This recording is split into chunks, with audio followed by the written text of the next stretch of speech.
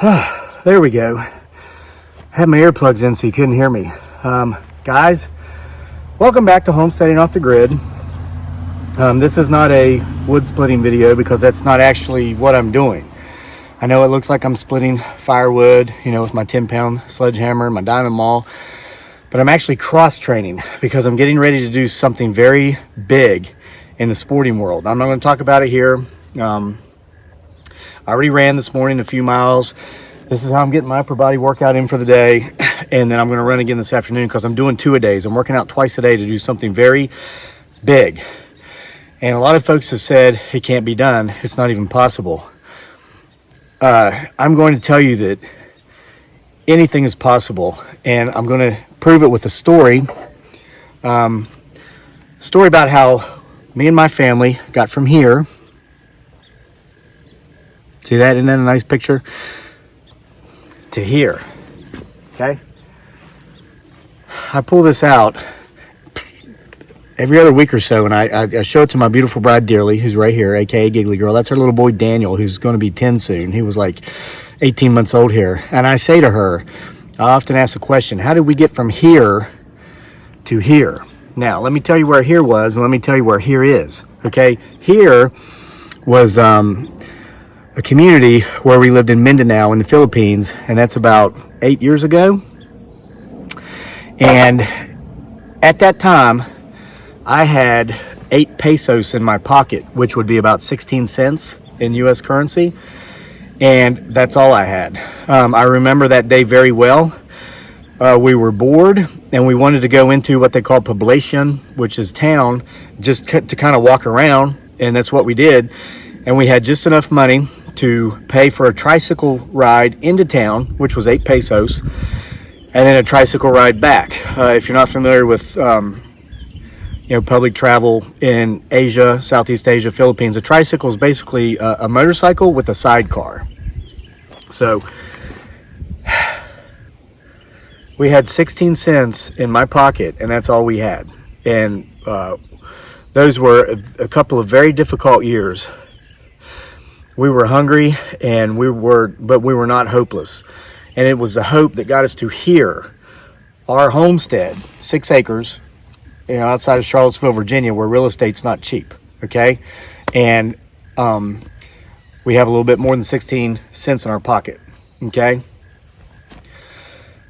Tonight's reading, when I do my reading tonight, I'm reading the stories in October Nights, 31 Tales for the Halloween season. So tonight I'm going to read a story called Meeting of the Minds. And it's ironic because there are 2 characters in the story based upon a couple of very good friends of mine. And ironically, we had a meeting of the minds again this weekend. And one of my friends, and I can't tell you these guys' names. We have code names. I'm the Virginia Vigilante. One of them's a Massachusetts Muchacho, and the other guy is called the Illinois Illness. We have to use code names, and it's for a reason. But I was talking to the Massachusetts Muchacho, and he said, how in the world did you do what you did? Which is going from here, being down and out in a third world country with 16 cents in my pocket, with a beautiful family who was hungry, to here. Doing what I do here on YouTube, having a very lot of success with the books. I want to thank each and everybody who has taken the time and spent your hard-earned money. I know a lot of folks out there with COVID-19 going on. 16 cents is, money's tight right now, but thousands of you monthly have been buying my books on Amazon, and I appreciate that. You'll never know how grateful I am for that. Some of those books were written, by the way, when I was here, like Isle of Capri. Still, to this day, my favorite. And good luck separating the fact from the fiction in that one.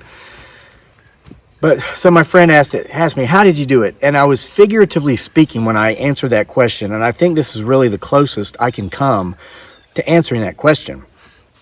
I told him, I said, dude, life had me up against the ropes. And I couldn't let the fight go to the cards because I was not going to win. I had to go for a knockout. And I did. And I punched so hard that I didn't just succeed, I exceeded my expectations. And we didn't just survive what we went through, we thrived beyond it, past that. And I never expected this. It was my hope that someday I would be able to afford to bring my family with me back to the U.S. and be happily ever after renting an apartment in an apartment complex somewhere in town, so we could be on the bus line, so we could ride the bus to the grocery store. But we went beyond that and we were able to, we were able to get this, okay? And I want to point out very humbly here, I am not bragging. I'm not saying, look at me, look at what I have, look at what I did. That's not who I am. I just want to share this story with you because I know there's somebody out there watching who's struggling right now.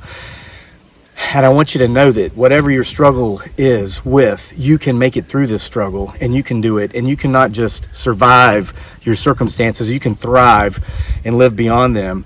Because here's the deal, the way I told that story, it makes it sound like, I came up with a haymaker and I knocked life out and I won. That's not true. Because I'm still here, I'm still alive, life continues to go on, okay?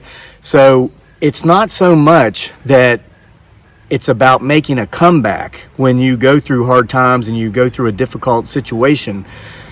It's about making comebacks, plural with an S. Because until we die, life continues to go on. And, to quote Rocky Balboa in Rocky VI, Rocky Balboa, Sylvester Stallone's character, Rocky, he says, life is not about how hard you can hit. It's about how hard you can get hit and keep moving forward. Because life will beat you to your knees and it will keep you there permanently if you let it. Okay, so I'm going to insert another part of the story that I've never told here, okay? Because as me and the Massachusetts muchacho were having this conversation about how we got from here, 16 cents in my pocket, 9,000 miles away, nobody who I could garner any sort of help from, okay, to here. Once we got here, after we had been here for maybe just a year or so, we almost lost everything again. And, if you remember the story in October Nights, it was called Careful What You Wish For. I already beat that horse. I told that story there. We really went from being very successful in the blogging world to having nothing again, almost losing everything again because that bubble burst. So I needed to get a job, and that's just how it goes. And I did. And I'd forgotten about this, but my wife was telling the Massachusetts muchacho's wife about this, and that's kind of how I remembered it. I ended up working for the post office for about 6 months before I was able to leave there and then get back to doing this full time, creating content for social media, having success, which really didn't start until this summer with the books that I write. And again, I can't thank you enough for that. But before I got the job at the post office, we were going to get foreclosed on. We had back taxes we couldn't pay, and we're still chipping away at some of them. I'm just being honest with you here, because we had some really big years, and then we had like a couple of nothing years, okay? I trained to be a newspaper delivery guy because I just needed work. And let me tell you, I'm qualified to do 3 things. Make really crappy YouTube videos, write marginally, somewhat, maybe decent books, and mop floors. And that's not derogatory towards anybody that mops floors. I have really no skills as far as like professional skills where I could just go out there and get a good paying job. So and this is not a knock on people who deliver newspapers, and this is not a knock on people who work at the post office. I actually enjoyed that job. They just had crappy management.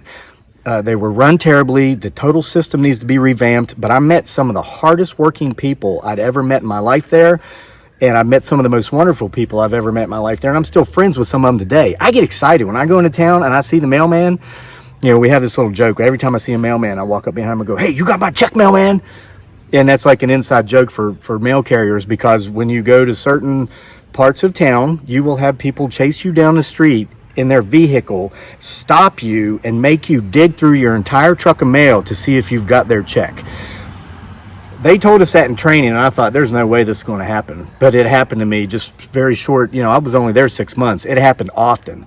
So I'll say that, and the mailman will get kind of scared, and they turn around and they see it's me, and like, oh, Kevin, what's up? And we, reconnect. It's wonderful. Or the mail lady. A lot of ladies there I worked with that I really enjoy seeing when I see them. But I would go out with this newspaper thing, okay? And boy, you talk about getting ripped off. I'm just going to tell you how it is. I saw the ad on Craigslist. There was this route from my area, and they said it was, it was a $1,200 a month pay income. So I emailed the guy back. Okay, this is the daily progress. Because this is a true story, and I don't care to tell it. Does the media ever mind telling stories that might not be so pleasant about others? Nope. So let's tell one about them. The Daily Progress, the newspaper in Charlottesville, Virginia. I emailed the guy in charge of the paper carriers, the paper delivery people. I said, I'm interested in this position. The ad says it pays $1,200 a month. Is this correct? Because I wanted to confirm that. He emailed me back and he said, that is correct. That route generates $1,200 a month in revenue. I'm like, okay, when can I start? He said, can you come in tonight? I said, yes, because I needed the job. Okay. So I would go in, I think at 2 a.m. We'd get the papers, and then I'd go out and distribute. And I got done usually around 7:30ish a.m. I did that for 5 nights in training. And after that 5th night, they came up to me with this contract to sign. And dude, this is a true story. You had to sign this contract, and in the contract, it stated that if you wanted to quit, you had to give 30 days notice before you quit. And if you did not give 30 days notice, you were authorizing them to legally take $1,000 out of your bank account. And I refused to sign the contract. I said, that's crazy. I said, I'm trying to get a job at the post office, which I eventually did. I said, I don't know how long I'm going to do this. I'm going to be honest with you up front, but I don't think I can give you a 30-day notice. And he said, well, then this isn't going to work. I said, great. I said, fine. Thanks for the opportunity. I did 5 nights. When do I get paid? Will you be mailing me my check? Guys, I needed money. And he says, oh, no, you don't get paid. I'm like, I did this for 5 nights. I went out with this guy and he showed me the route. Oh, no. And I reminded him the email, but anyway, I never got paid for working those 5 nights. I contacted the Virginia Better Business Bureau and never heard from them. But Daily Progress, newspaper in Charlottesville, Virginia. It's time for these, just whatever, dude. But the point of this story is, and then I got the job at the post office, and that allowed us to start, life had me up against the ropes again. Here in the Philippines, I knocked them out, exceeded my expectations, but once again, because I'm still alive, and life will continue to get us up against the ropes. And this would have been 2018, it's 2020. This was 2 years ago. Life had me up against the ropes again. I just kept fighting. I just kept moving forward, and then I got the post office job. And let me tell you, you find out who your friends are when you're down, not when you're up. There was a guy that used to take little digs at me, passive aggressive type. And again, I learned everything I needed to know about this guy when I was working at the post office. We were talking one day, and he was mentioning about how he was kind of having hard times financially, and he was afraid he might not be able to make his credit card payments that month. And I said, man, I can get you on at the post office because they're hiring, they're always hiring. And he goes, oh, I would never do that job. And I said, well, I know it's a lot of work because I was working at times 7 days a week, 12 hours a day. I said, but the money is not bad. It was kind of enough. I said, it'll help you out if you're struggling financially. He says, I would never do that.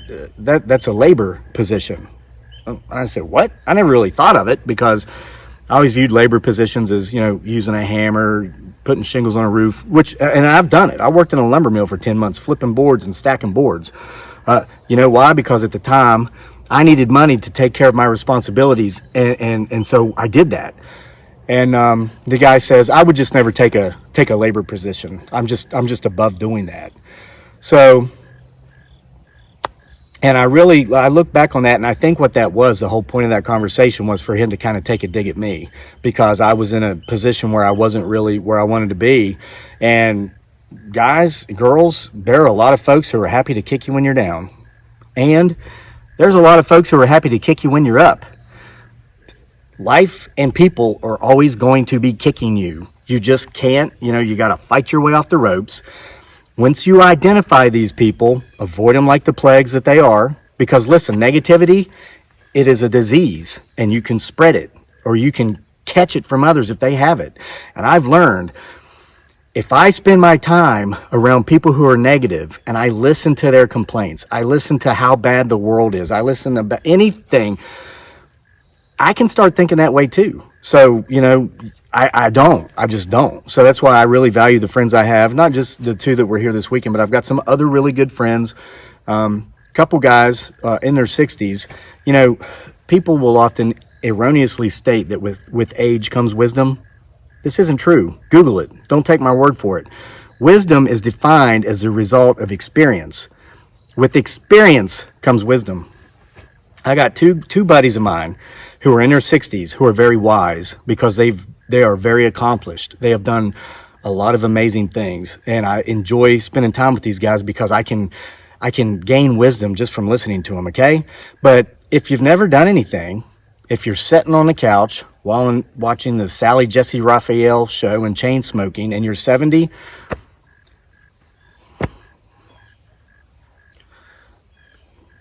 okay, point made. So anyway, and listen, if you're 70 and you've always lived in the same place and you've had the same job for 40 years, you're probably very wise at what you do, and that's commendable too. I want to make sure to make that point because I think sometimes people take that the wrong way when I say that. But, let's say you're a teacher and you've been teaching for 30 years. You're probably very wise in your category in what you do, okay? And it's not because, let's say you're a 60-year-old teacher, been teaching for 30 years. You're not wise at what you do because you're 60. You're wise in regard to what you do because you've been doing it for 30 years. You've got 30 years of experience, okay? There is a difference.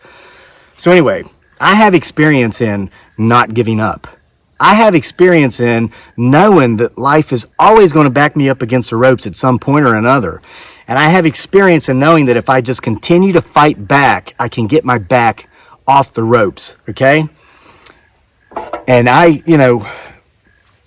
cross-training for something very big, and I know I can do it because I went from here down and out in a third world country with 16 cents to my name to here. And no matter where you are, no matter what you're struggling with, you can too. You can do it.